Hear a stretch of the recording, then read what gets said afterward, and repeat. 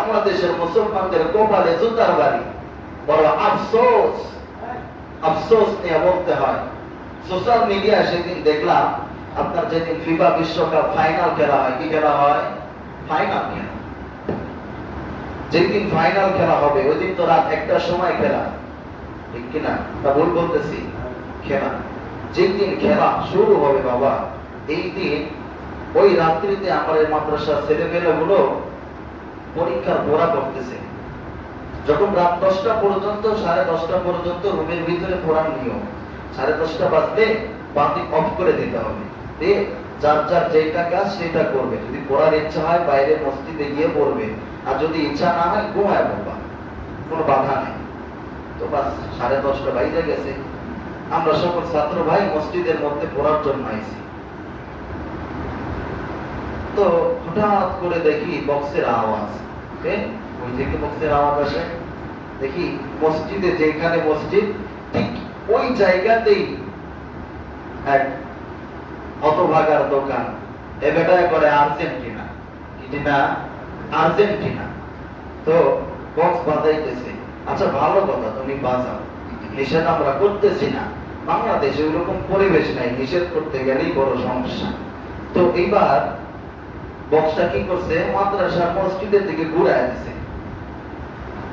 মাদ্রাসা মসজিদের দিকে কি করছে, ঘুরায় দিছে, দিয়ে আরো জোরে ভৈরম দিছে, আওয়াজটা আরো বেশি হয়। বিশ্বাস করবেন, আল্লাহকে সাক্ষী রেখে বলতেছি, 5 মিনিট আমি মনোযোগ দিয়ে পড়ার খুবই চেষ্টা করছি। 5টা মিনিট মনোযোগ দিয়ে পড়ি, দেখি হয় কিনা।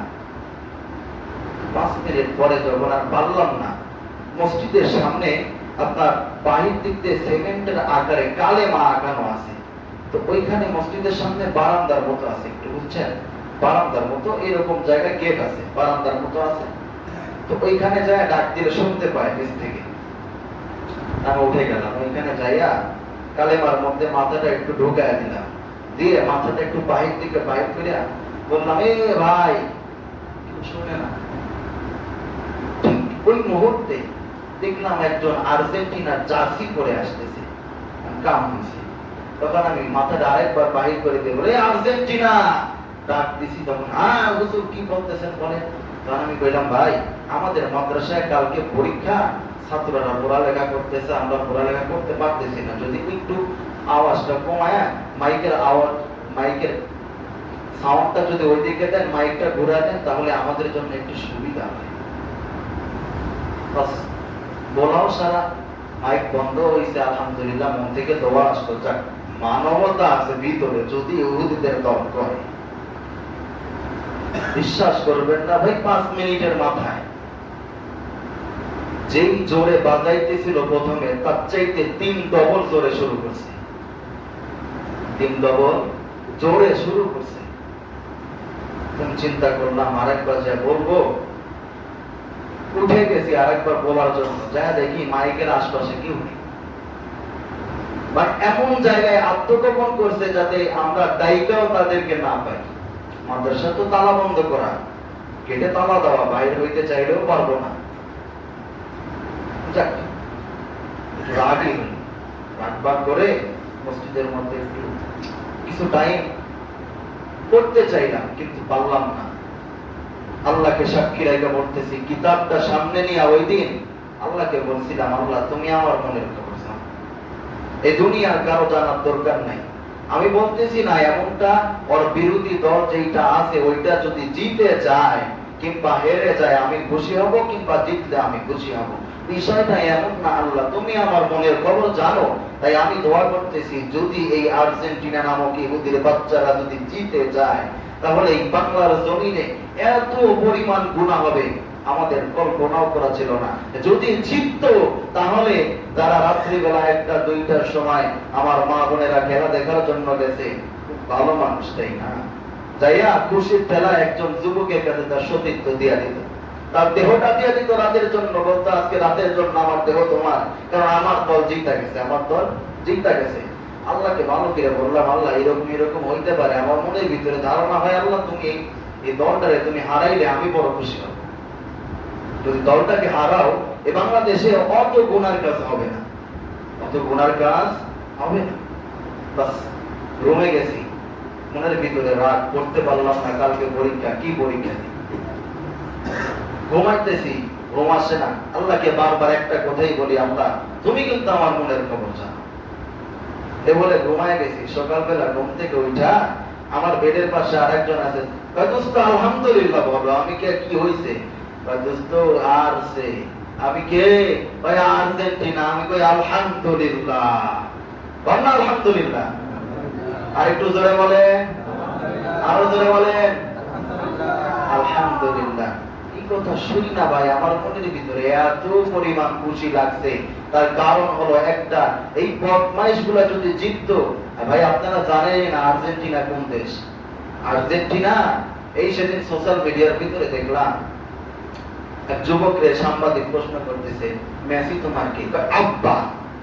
নিজের বাপে মনে হয় 24 ঘন্টার মধ্যে এক বড় বাপ কয়া থাকে না। মেসির কইছে আব্বা, না একবার না 5-6 বার বলছে আব্বা আব্বা। এই বেয়াদবটা দেখি আবার পরে লাইফে এসে ক্ষমা চায়। তোর ক্ষমার গুল্লি মারি আমি। তোর যে জন্মদাতা পিতা তোরে জন্ম দিয়া মাথার ঘাম পায়ে ফেলায় তোরে বড় করলো, সেই বাপরে তুমি 24 ঘন্টার মধ্যে একবারও বাপ কয়া রাখতে পারো না। আর তুমি সেই ইহুদির বাচ্চাদেরকে বাপ কয়া রাখলা। ও মুসলমান, যেই ইহুদিদের পক্ষে আমরা স্লোগান দিই, যে ইহুদিরা জিতলে আমরা আনন্দ উল্লাস করি, সেই ইহুদি কারা জানেন? তারা কি করে? তাদের দেশে প্রকাশ্যে আযান নিষিদ্ধ। নাউযুবিল্লাহ বলেন। মনে হয় আমার বক্তব্যে আপনারা রাগ করতেছেন। ওই দলের নাকি? বলেন না নাউযুবিল্লাহ। আরো জোরে বলেন নাউযুবিল্লাহ। এইবার যেই দল আপনারা করেন, এই মেসি, এই আর্জেন্টিনা, এই বদমাইশ গুলো ইসরায়েলদেরকে টাকা দিয়া বুদ্ধি দিয়া সহযোগিতা করে। কি করে? ইসরায়েলদেরকে টাকা দিয়া বুদ্ধি দিয়া সহযোগিতা করে মুসলমান ভাই বোনদেরকে হত্যা করার জন্য।